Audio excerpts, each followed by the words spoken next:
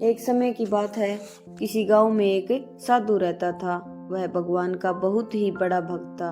वह निरंतर एक पेड़ के नीचे बैठा रहता था तथा भगवान की तपस्या करता रहता था।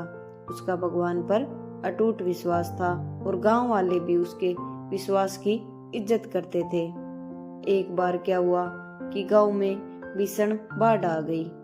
चारों तरफ पानी ही पानी दिखाई देने लग गया था। सभी लोग अपनी जान बचाने के लिए ऊंचे स्थानों पर चले जाते हैं। जब लोगों ने देखा कि साधु महाराज तो अभी तक पेड़ के नीचे बैठे हुए हैं, तो उन्होंने कहा कि साधु महाराज चलिए जंगल छोड़ देते हैं। लेकिन साधु महाराज ने कहा कि तुम लोग जाओ, मुझे तो मेरा भगवान ही बचाएगा। मुझे मेरे भगवान पर अटूट विश्वास है। धीरे धीरे पानी का स्तर बढ़ता चला गया और पानी साधु के कमर तक आ पहुंचा। इतने में वहां से एक नाव गुजरती है। तो नाव के मल्लाह ने कहा, हे साधु महाराज, आप इस नाव पर सवार हो जाइए, मैं आपको सुरक्षित स्थान पर पहुंचा दूंगा। तो साधु ने उत्तर दिया, नहीं, मुझे तुम्हारी कोई जरूरत नहीं है, मुझे तो मेरा भगवान बचाएगा। नाव वाला वहां से चुपचाप चला जाता है, क्योंकि इसके सिवाय उसके पास और कोई उपचार नहीं था।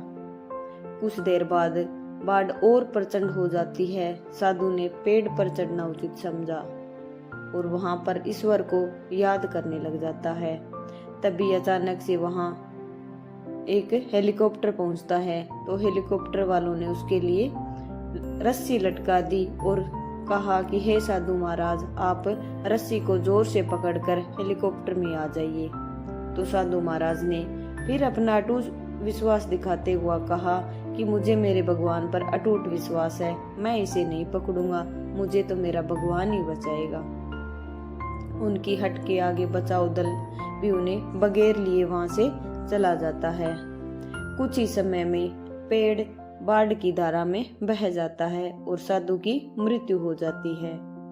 मरने के बाद साधु महाराज स्वर्ग पहुंचते हैं और भगवान से बोलते हैं कि हे प्रभु, मैंने पूरी लगन के साथ आपकी आराधना की थी और आपकी तपस्या की थी, पर जब मैं पानी में डूब रहा था तो तुम मुझे बचाने क्यों नहीं आए? तो भगवान बोले, हे साधु महात्मा, मैं तुम्हारी रक्षा एक बार करने नहीं आया था, बल्कि 3 बार आया था।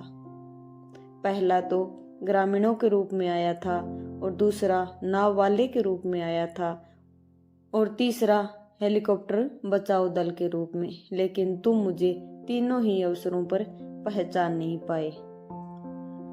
तो दोस्तों, इस कहानी से हमें यही शिक्षा मिलती है कि हमें अंधविश्वास को छोड़कर विश्वास को अपनाना चाहिए। जरूरी नहीं कि भगवान हमारी मदद करने स्वयं ही आए, वह किसी और के माध्यम से भी हमारी मदद कर सकते हैं। बस हमें जरूरत है उन्हें पहचानने की। आज की कहानी आपको कैसी लगी कमेंट करके जरूर बताइए। अगर पसंद आई हो तो चैनल को लाइक कीजिए, शेयर कीजिए और ज्यादा से ज्यादा सब्सक्राइब कीजिए। मिलते हैं नेक्स्ट वीडियो में ऐसी ही एक इंटरेस्टिंग कहानी के साथ।